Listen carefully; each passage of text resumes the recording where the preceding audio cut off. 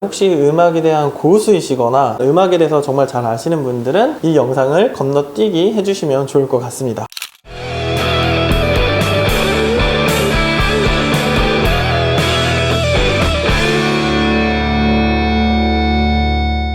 안녕하세요 여러분, 오늘은 음악에 대해서 한번 이야기를 해보겠습니다. 자, 저희가 영상이라고 하면 흔히들 그냥 이미지만 시간에 맞춰가지고 초당 24프레임만 지나가는 것만 생각할 수가 있는데요, 필름에서는 영상 이미지가 100%고 그리고 오디오가 100%입니다. 둘 다 100%라고 하는 이유는 둘 다 중요하기 때문이죠. 그래서 저희가 영상만 생각을 할 때 색감, 구도, 노출 이런 것만 신경 쓸 게 아니라 그 반절 이상을 채우는 오디오도 저희가 신경을 써야 되는 게 음악입니다. 그만큼 파워풀한 스토리텔링 도구이기 때문에 신경을 굉장히 많이 써서 해야 되는 것인데요, 음악이 좋으면 영상도 굉장히 멋있어 보이는 경우도 굉장히 많고요, 음악이 아무리 좋아도 영상이 이상하면 또 이상하게 보이는 경우도 있습니다. 그래서 둘은 뗄래야 뗄 수 없는 그러한 관계임을 이해하시면 좋을 것 같아요. 영화를 생각을 해보면 처음에 모션 픽처스라고 해가지고 사진을 여러 장 찍어서 그것들을 연이어 플레이를 하면은 영화가 되었었죠. 그래서 예전에 찰리 채플린 시절에 무성영화라는 게 있었습니다. 무성영화는 말 그대로 이 오디오가 빠져있는, 그래서 그 오디오 대신에 자막과 오케스트라 연주음악으로 대신 했었던 그러한 옛날에 영화들을 보셨던 기억들이 있으실 거예요. 예전에는 그렇게 오디오가 없어서 실제로 라이브로 연주를 했었는데, 이제는 기술의 발달로 영화에 음악이나 그 다음에 대사나 그 다음에 사운드 효과까지 다 들어가 있는 어떤 풍성한 여러 가지 시각과 청각을 자극시켜 줄 수 있는 그러한 미디어들이 많이 생겼습니다. 어떻게 보면은 영상보다도 음악이 스토리텔링 도구로서 더 오랜 역사를 가지고 있습니다. 문자가 없었을 때는 말로만 이렇게 세대를 걸쳐서 전달을 했어야 됐었잖아요. 그래서 이 말로 하는 것이 어떻게 보면은 스토리텔링 도구로서 더 오래된 역사를 가지고 있다고 보시면 될 것 같습니다. 하지만 이 영상과 만났을 때 non-verbal communication이라고 해가지고 표정이나 제스처 이런 걸로 또는 중간중간에 이 문자, 텍스트로 스토리텔링을 좀 더 구체화시켜서 전달시켰다면, 이제는 음악도 완전히 100% 다 쓸 수 있고 대사도 글자도 그리고 영상도 다 쓸 수가 있기 때문에 뭐 스토리텔링 도구가 부족해서 이제 전달하지 못한다라는 불평은 할 수는 없는 그런 시대가 되었습니다. 오디오란 부분이 기술 발달과 함께 이렇게 영상이란 포맷에 들어오게 되었고, 잘 활용을 하는 게 좋은 편집자로서 또는 필름메이커로서 비주얼 컨텐츠를 만드는 사람으로서 굉장히 중요하다고 하겠습니다. 눈을 뜨면 한숨만 나고. 음악을 선택을 할 때 일단은 영상이 메인이냐 아니면 음악이 메인이냐를 좀 고려를 하셔야 될 것 같습니다.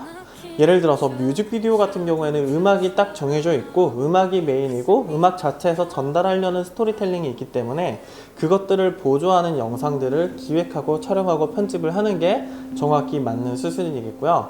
그게 아니고 영상이 주력이고 영상을 통해 가지고 어떤 스토리텔링을 하고 싶다, 예를 들면 영화 같은 거라면 시나리오가 있고 그것들 대사를 하고 그 대사라든지 그런 것들을 몰입할 수 있게끔 영화 음악을 깔고 또는 현장감, 어떤 실제 일어나는 것을 주기 위한 어떤 느낌을 주기 위해서 사운드 디자인을 한다든지 효과를 준다든지 이런 것들을 하게 되면은 훨씬 더 스토리텔링이 강해지게 되겠죠. 그래서 어느 쪽이 먼저인지 미리 생각을 하시는 게 첫 번째 스텝입니다. 자, 두 번째 스텝은 뭐냐면, 이 음악을 고를 때 이 음악이라는 거는 감정하고 굉장히 연관이 되어 있어서 어떤 톤으로 어떤 무드로 이 영상을 이끌어내고 이 스토리를 이끌어갈지 미리 사전에 고민을 해보시는 것이 중요합니다.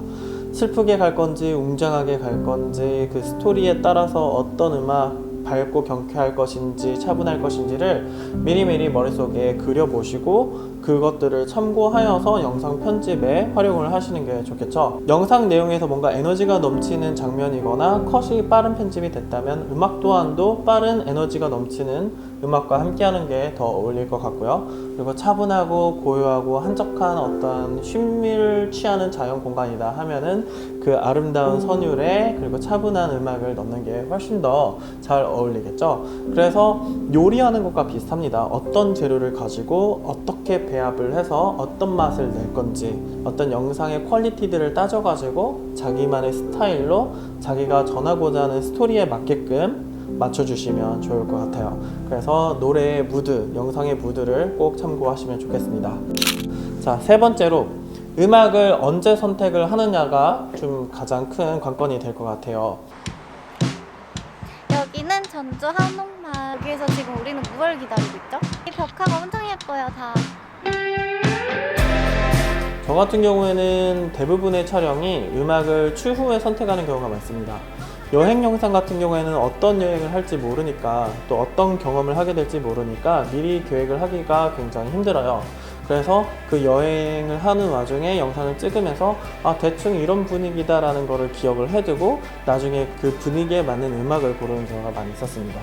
또는 어떠한 그 브랜드의 스케치 영상이라든지 이벤트 영상이라든지 제가 뭐 어떻게 컨트롤할 수 없는 기록을 하는 저널리스트 입장에서 진행되는 영상 같은 경우에는 음악을 따로 미리 골라 놓을 수 없는 그런 환경이었던 것 같아요.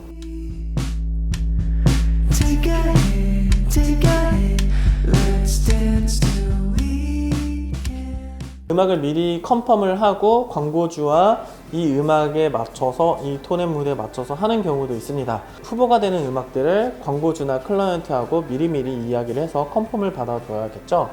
그럼에도 불구하고 제가 음악을 나중에 컨펌을 하는 경우를 선호하는 이유는 음악을 미리 정하고 갔는데 제가 실제로 해보니까 나중에 영상 나오고 보니까 음악이 바뀌었으면 좋겠다 해서 음악을 또 바꾸는 경우가 있었습니다. 그렇게 되면 음악 비트에 맞춰서, 음악의 분위기에 맞춰서 편집했던 걸 다 뒤집어야 되기 때문에 결국은 안전빵을 위해서 제가 음악을 나중에 편집하게 되더라고요.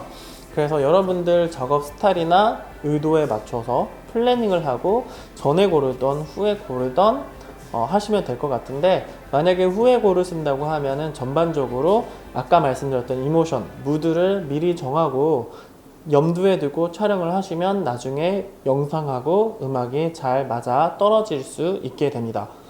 특정한 음악이나 특정한 분위기의 음악을 자주 사용할 것 같으면 어떠한 그 음악을 미리 쇼핑을 해서 자기만의 라이브러리를 구축해 놓는 게 좋을 것 같습니다.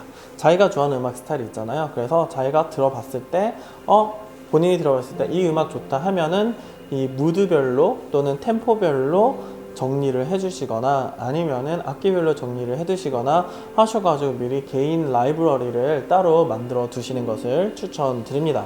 근데 저는 솔직히 이제 유료 음원 사이트를 쓰다 보니까 유료 음원 사이트별로 만들어 놓고 제가 자주 쓰는 효과음이나 이런 것도 따로 폴더에 넣어서 관리를 하고 있거든요. 그런 식으로 자기만의 라이브러리를 구축을 하면은 나중에 추후에 요긴하게 쓸 수 있음을 좀 알려드리고 싶네요. 저 같은 경우는 음악을 어디서 구하냐? 처음에는 유튜브 라이브러리에 있는 무료 음원을 활용을 했었고요. 그리고 좀 더 나아가서 NCS 태그를 검색을 하시면 유튜브에서도 저작권이 없는 음원들을 다운로드를 받으실 수가 있어요.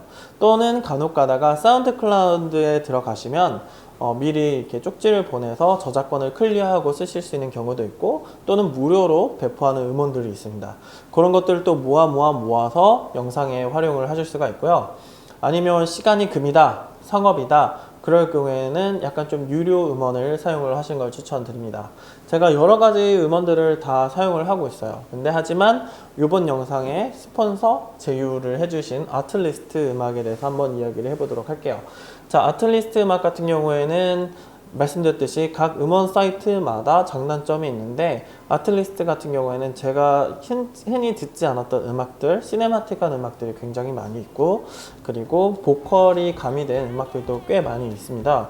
그래서 약간 시네마틱하거나 어떤 보컬이 들어가 있거나 아니면 힙합이나 이런 계열의 음악들을 접하고 활용할 수가 있는 그런 음원 사이트예요. 그래서 저작권이 클리어 됐기 때문에 유튜브라든지 어떤 프로젝트에 사용할 수가 있고요. 구독제이기 때문에 월 일정 금액을 내시면은 마음껏 쓸 수 있는 마음이 편안한 그러한 음원 사이트입니다. 제가 아틀리스트에서 돈을 받고 만드는 게 아니라 제가 옆에 아래 링크를 달아 두었는데요. 그 링크를 통해서 가입을 하시면 저한테 일정의 금액, 이 채널을 유지하는 데 조금이 도움이 될 수 있는 그런 부분이 있고요. 뭐 안 하셔도 전혀 상관이 없는, 여러분들 해가 없는 그러한 부분이니까 염두에 두시고, 혹시 체험해보지 못하셨다면 한번 트라이 해보시는 것도 좋을 것 같고요. 이미 다른 웹사이트를 사용을 하고 계시다면은 필요에 의해서 아틀리스트를 트라이 해보는 건 좋으나, 그렇다고 꼭 이 아틀리스트를 해야 된다, 그런 소리는 아닙니다. 음악에 대해서는 이렇게 제가 간단하게 정리를 할 수 있을 것 같아요. 그래서 여러분들도 이 창작이라는 부분에 있어서 음악이란 부분을 조금 더 개념 있이 선택을 하고 그걸 활용할 수 있는 그런 기회가 되었으면 좋겠습니다. 자, 여기까지고요. 저는 다음 시간에 좋은 정보로 찾아뵙도록 할게요.